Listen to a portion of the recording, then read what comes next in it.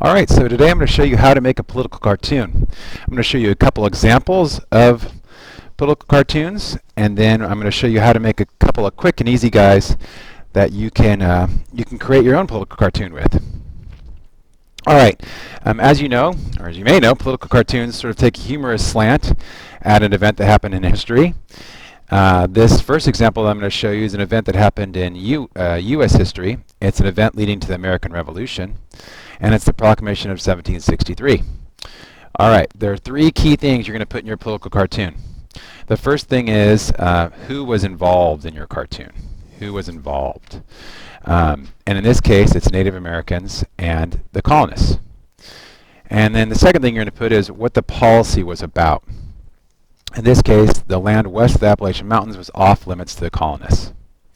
Now, a little background information. The colonists had fought with the British in the French and Indian War to win this territory that's west of the Appalachian Mountains. They won, and then King George III told the colonists they couldn't go over in that territory. Now, he did that to protect the colonists because he feared that the Native Americans may attack if they colonized over there, but it still probably made them unhappy, which is the third thing, how people felt about it. In this example, the colonists are unhappy. Now, I strongly doubt the Native Americans were doing that sort of thing, putting their tongue out and spitting on them, but that's my humorous slant on an event that happened, right? All right, so in this next part, you're going to use your own little template here, like I've done. I put my name, and I put the name of the event that I'm going to draw about. And then the second step that I like to do is organize my thoughts. So I organize my thoughts here about the Fugitive Slave Law. So the title is Fugitive Slave Law of 1850, and there are three key points. Again, who was involved, what the policy was, and how people felt about it.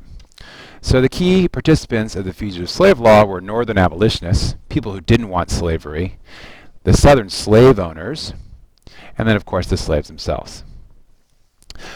In this law, it required people from both the North and the South to return runaway slaves to his or her owner.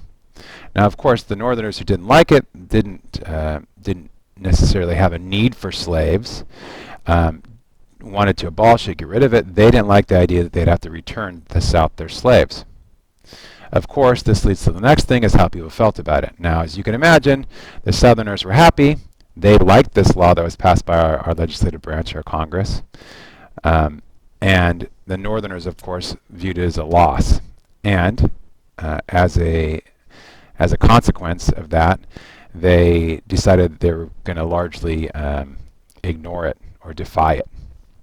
All right, so in my political cartoon, I drew a Southerner saying, "Ha, you need to return my runaway slave," and a Northerner saying, "Oh, brother," kind of that idea, the look in his eyes. That's what you think. I drew some real quick, simple cotton plants, kind of showing that the Southern were plantation cotton owners, or cotton farmers. And I drew a compass rose showing that the North and the South, west and east, right? North is up here, south is down here.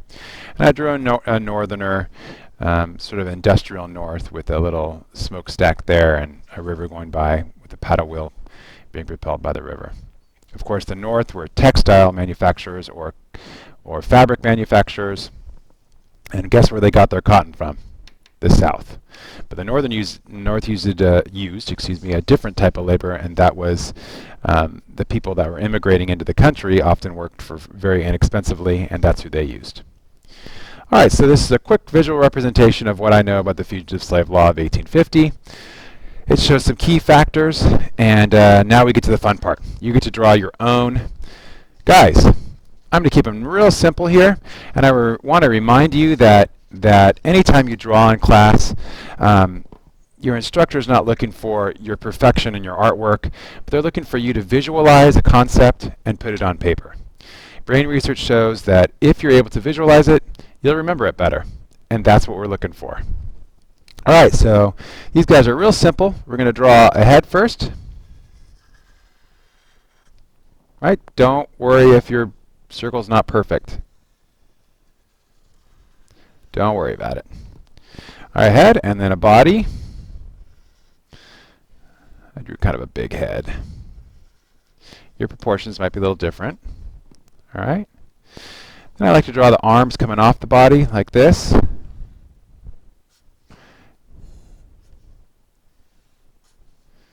All right, then I'm going to draw 3 lines coming down. 1, 2, 3. 1, 2, 3. Right? I'm going to draw some feet. 1, 2, 3. Some feet. All right, there's my simple guy.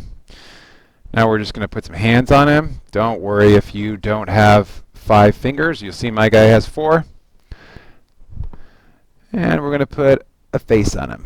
I'm going to start with a nose. A couple of eyes. We're going to make him smiling. Of course, what you do with the mouth and the eyes really shows what the emotion is of the person. Some ears. And I'm going to keep this real simple hair. All right. One more thing I'll draw is just some pants. All right. Now, where their nose is pointed really dictates where they're looking.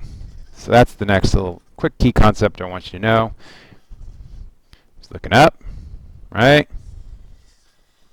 He's looking down, right? He's looking to the side. All right, so this next guy we're going to draw is to the side. All right, so we'll draw the head first. Since I'm drawing with Sharpie, I'm going to leave a little space so I can put the nose there. The nose. There we go. Again, you can make your nose any size you want.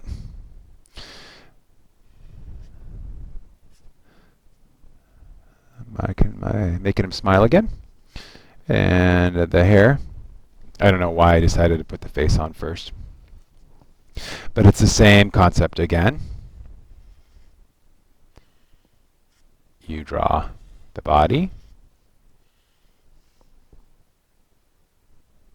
Okay. And then you can draw an arm. Real simple there. And then 3 lines. Of course, the leg here is going to be the biggest because you're not going to be able to see the back leg as well. And some feet. I know I'm going a little fast, so I'll recap. 3 lines here. Some feet. All right, I got my basic guy now. Puts a hand there. The feet, I'll put some pants on him. Just to make things easier, if I wanted my person to be holding something, I always just use this other arm. And I could just make the hand here. And in my example in the fugitive slave law, the southern farmer could have a pitchfork. You just want to think of what's symbolic. If I were to make this person, what is symbolic about that person that I can put something in there that everyone would go, oh, that's a farmer. And for me, that was a pitchfork.